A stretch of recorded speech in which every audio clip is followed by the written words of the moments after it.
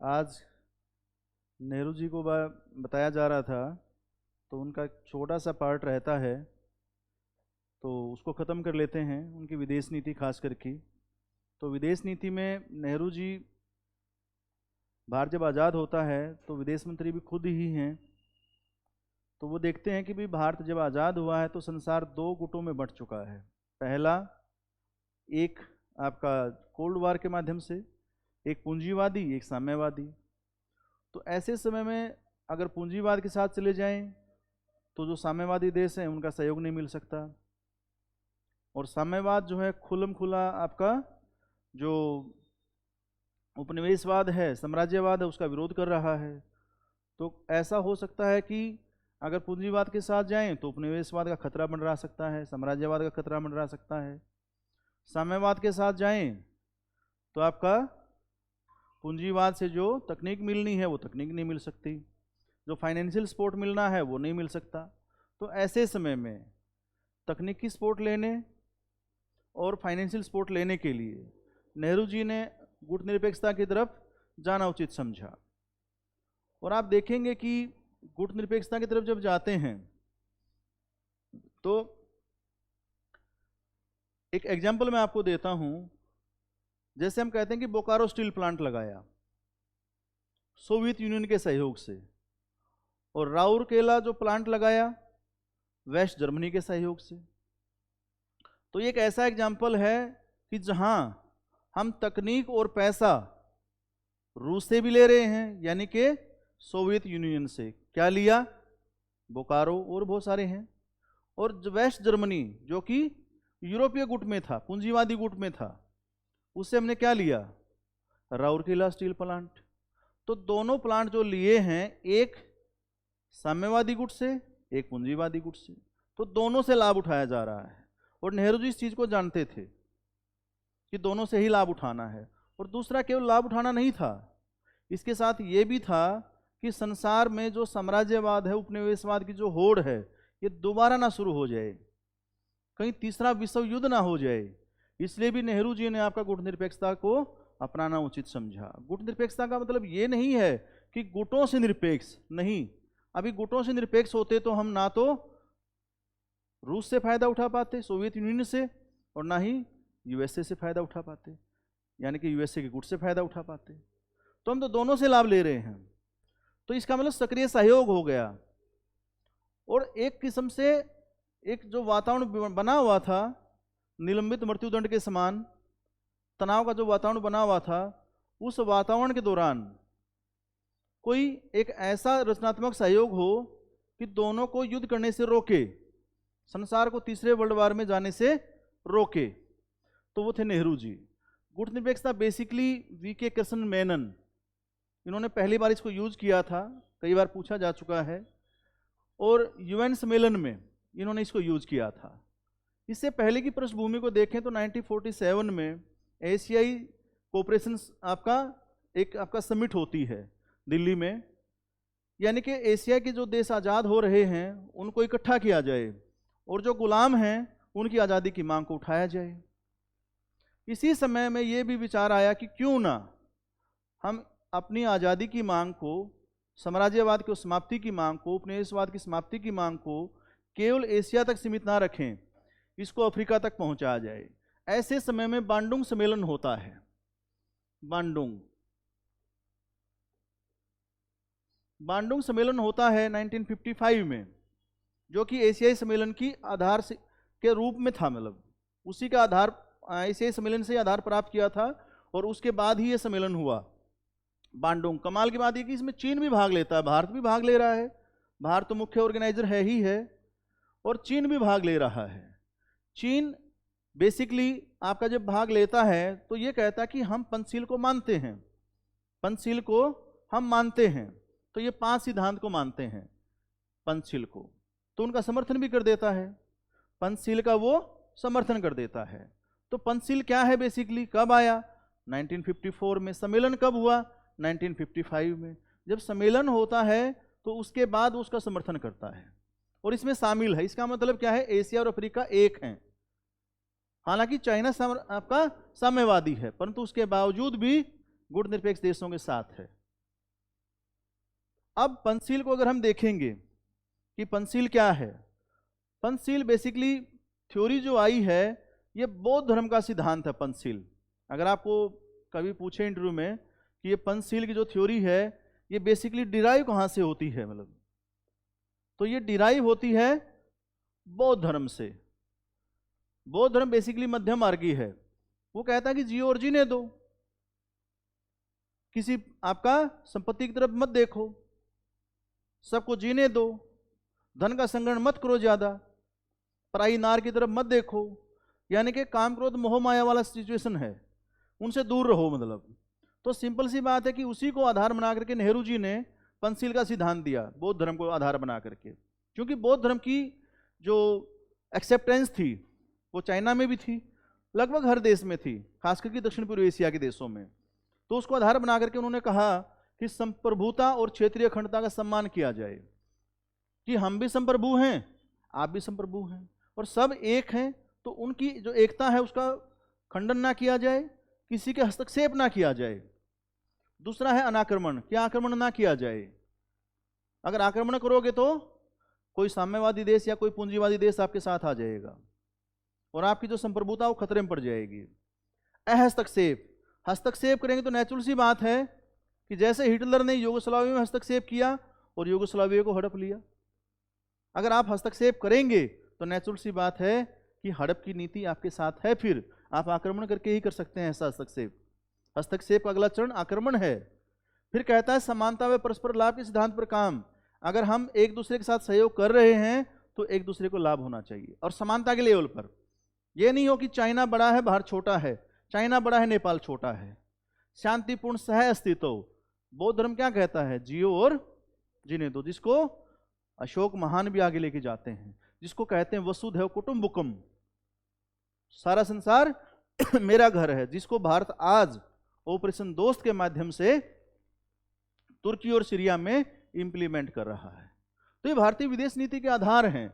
ये पंचशील से ही आया है ऑपरेशन दोस्त, अगर आप देखें तो मतलब। उसके बाद अगर आप देखेंगे पंचशील जो है आपका समझौता कब लागू होता है, 1954 में। कितने साल के लिए लागू होता है, कमाल की बात है 8 साल के लिए। और इसीलिए आपको एक नई चीज ये है कि भारत के ऊपर 1962 में ही चाइना अटैक करता है। क्यों? क्योंकि 8 साल के लिए उस समझौते से बंधा हुआ था। वो नेहरू और चाउ एन लाई के बीच में समझौता हुआ था। आपको ये ध्यान रखना चाहिए कि उस समझौते से वो बंधा हुआ है। जब बंधा हुआ है तो ही वो 8 साल वेट कर रहा है, और नहीं तो इससे पहले तिब्बत में उसका हस्तक्षेप बढ़ जाता है। दलाई लामा जब 1959 में इधर आते हैं तो आपका वो सोच रहा है कि अटैक करूं, बट वेट कर रहा है समझौते की। समझौता पूरा हुआ कि कोई देश आरोप ना लगा दे कि चाइना जो है आपका पंचशील को नहीं मान रहा, और भारत को अपराधी घोषित करना शुरू कर देता कि आप इनको तिब्बत के लोगों को शरण दे रहे हो और चाइना के खिलाफ इनको उकसा रहे हो। तो इसलिए आपका वो वेट करता है। अब हम कहते हैं कि बेलग्रेड में जो पहला सम्मेलन होता है, बेलग्रेड में गुटनबर्ग का जो पहला सम्मेलन होता है उसमें कितने सदस्य थे, 25। इसका मतलब कि थोड़े से ही लोग थे, थोड़े से ही लोग थे 25। बट आज देखिए 120 अजरबैजान में हुआ है, बाकू में तो 120 हो चुके हैं। इसका मतलब क्या है कि आज सारा संसार लगभग मान चुका है कि नेहरू जी की जो रणनीति थी वो सत्य थी, सही थी, सच्चाई के साथ थी। और आप आगे चल के देखेंगे, अगर हम कहें गुटनिरपेक्षता का अर्थ मैंने पहले ही बता दिया था, अपने निर्णय में स्वतंत्र, अलगाव नहीं सक्रिय सहयोग। तो गुटनिरपेक्षता का मतलब गुटों से अलगाव नहीं है, सहयोग है। और दूसरी ये कि उसमें स्वतंत्रता का भाव है। अब ये देखें गुटनिरपेक्ष देशों की नीतियां क्या हैं। अगर पॉलिसीज की बातचीत हम करते हैं तो क्या है पॉलिसी जिनके ऊपर गुटनिरपेक्ष खड़ा था, मतलब तो सबसे पहले सबसे पहले आप देखेंगे एशिया अफ्रीका स्वाधीनता का समर्थन। बहुत सारे गुलाम देश हैं, तो सारे देश अगर इकट्ठे आएंगे तो ही जाकर के जो साम्राज्यवादी देश हैं, चाहे ब्रिटेन हो, चाहे फ्रांस हो, चाहे पुर्तगाल हो, चाहे डच हो, उनके ऊपर असर डाला जा सकता है। क्यों? अगर साथ होंगे तो उनसे व्यापार बंद कर देंगे, उनसे लेन देन बंद कर देंगे, तो डर आएगा, दबाव आएगा। इकट्ठे होंगे तो सामूहिक सुरक्षा भी कर सकते हैं। तो एक तरीका यह हुआ कि स्वाधीनता, और ऐसा हुआ भी, बहुत सारे देश आजाद भी हुए। निरस्त्रीकरण, क्योंकि आपको पता है कोल्ड वार के दौरान, उससे पहले सेकंड वर्ल्ड वार के दौरान क्या हो चुका था? बम फेंक दिया गया था जापान के ऊपर, और अब रूस इस जंग में कूद पड़ा है। कौन कूद पड़ा है? रूस।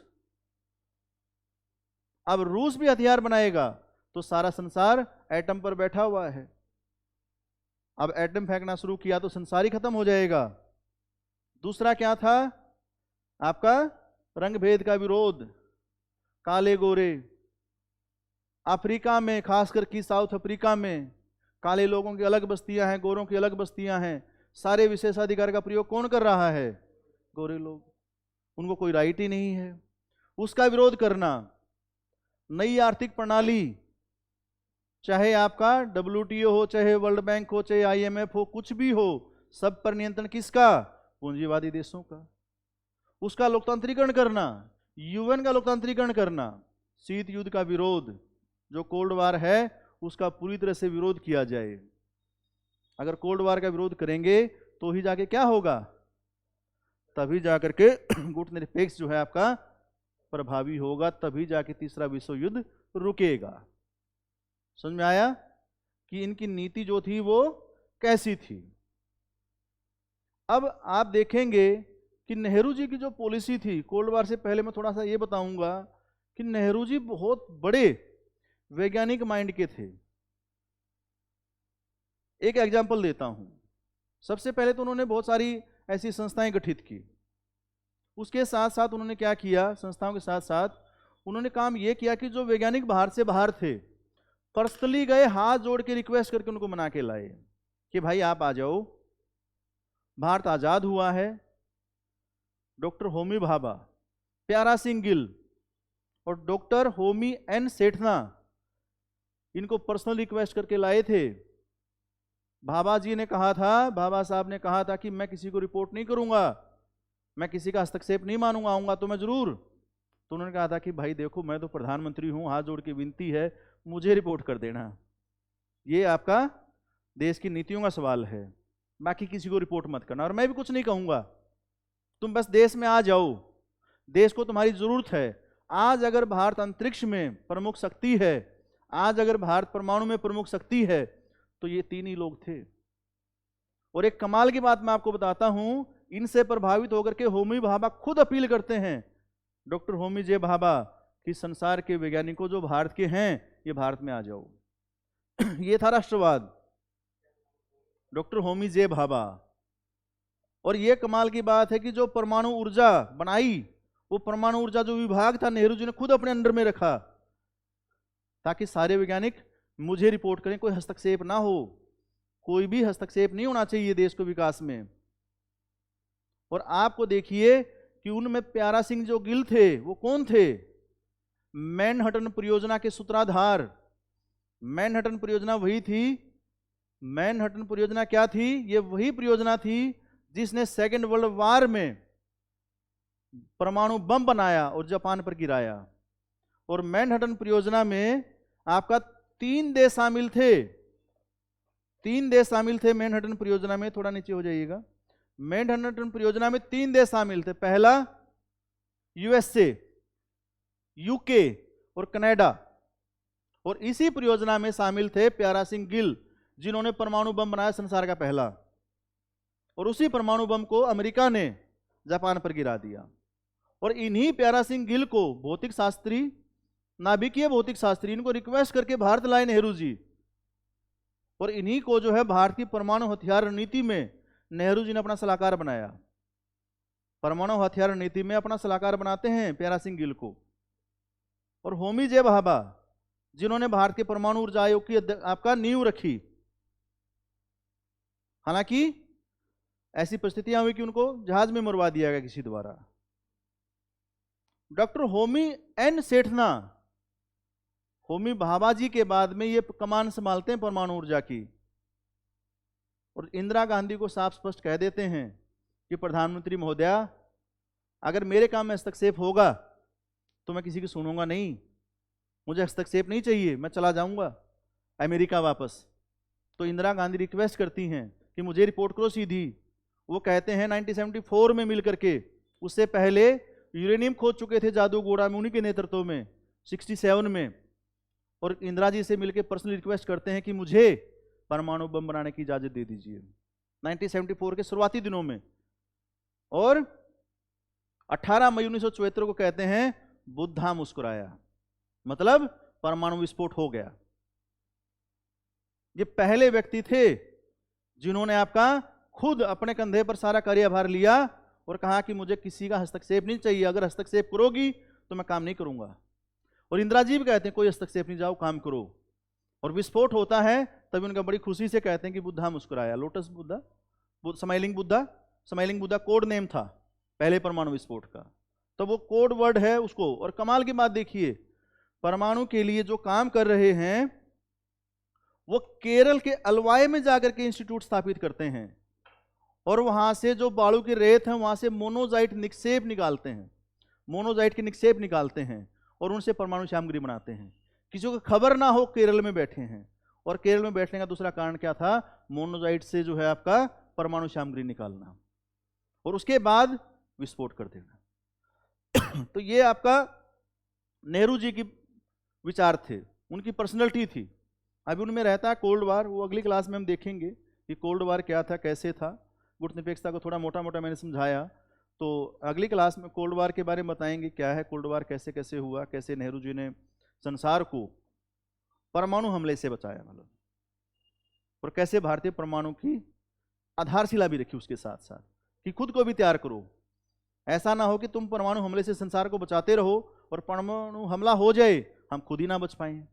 खुद की भी नींव तैयार कर रहे थे, ऐसा नहीं था कि वो शांत बैठे थे। आदर्शवादी नहीं थे कोरे। अगर आदर्शवादी होते तो पैर पकड़ करके डॉक्टर होमी जे भाभा को नहीं लाते, प्यारा सिंह गिल जी को नहीं लाते, होमी जे एन सेठना जी को नहीं लाते, डॉक्टर साहब को। उनकी बदौलत ही आज यहां खड़ा है भारत। वो 3 वैज्ञानिक और नेहरू जी का विजन, जिसके कारण भारत आज यहां है। अब बाकी बाद में तो कोई कुछ भी कह दे, अनपढ़ लोग कुछ भी बोल दें, कुछ भी कह सकते हैं भाई, जिसको नॉलेज ही नहीं है।